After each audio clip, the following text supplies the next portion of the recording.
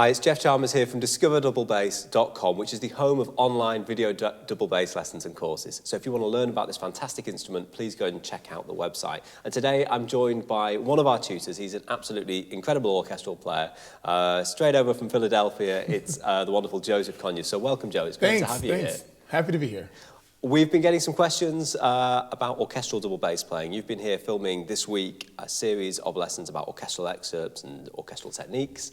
And I was chatting in the break with you about some of the exercises that you've worked on that have made a really big difference in your playing. You started to share a story about one of them that you do all the time. So I'd love it if you could share with the audience and let us know a little bit about one of the exercises that you play that's made a really big difference to your playing. Sure.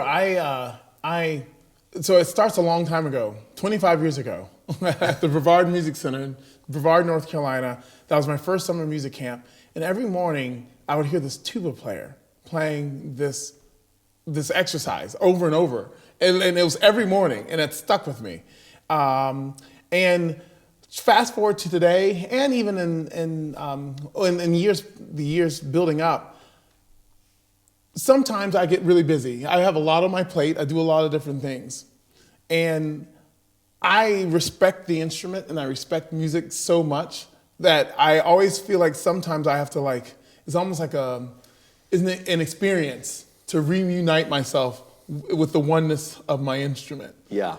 This exercise for me always allowed me to do that. Okay. I could think about being relaxed when I played. I could think about sound, and I had no idea what this excerpt was. So actually I did an Instagram post about this exercise, and I played it, and I said, does anyone know what this is? Because I've been playing it for all these years, and I heard it at this camp, and it turns out it is a brass warm-up exercise by the famous tubist Arnold Jacobs, and it's from, ironically, a book he wrote called Beautiful Sounds. And that's what I think about when I play this excerpt. I mean, this exercise. Yeah, sure. It's very simple. I'll just play one iteration.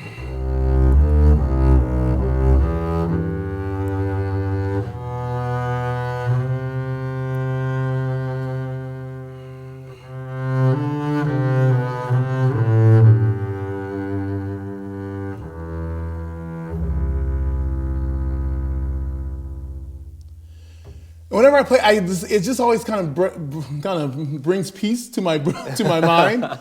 I can think about the phrasing because literally, I mean, musically, it kind of goes up. I love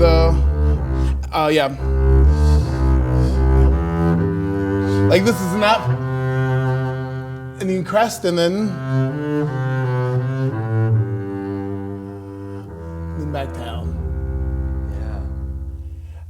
That's one. The other aspect is now you can actually get more even expressive with it. So even after you can go.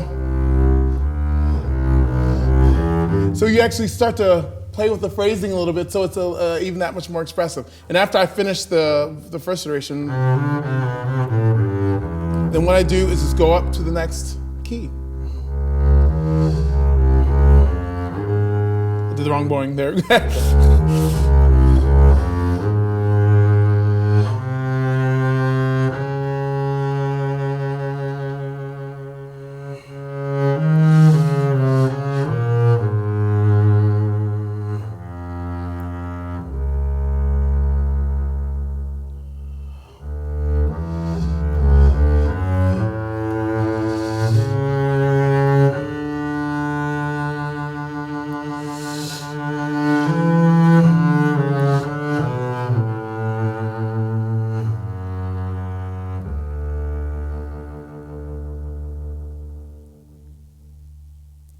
It's a really peaceful exercise, isn't it? And it's a lot more musical and enjoyable to listen to than when I'm practicing my chromatic scale. I always tend to, whenever I get on the bass, I'm always playing I guess I'm playing major scales and chromatic scales a lot to kind of get familiar. Well, even when you say that, Jeff, I would say when students are playing exercises, chromatic, arpeggios, scales, major and minor, all that fun stuff, I think even while doing that, even thinking about the line while doing that. I know we should be focusing on the intonation, that's really, really important.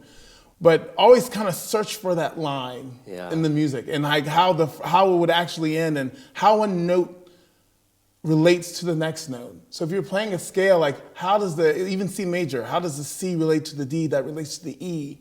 Harmonically, is that telling a story?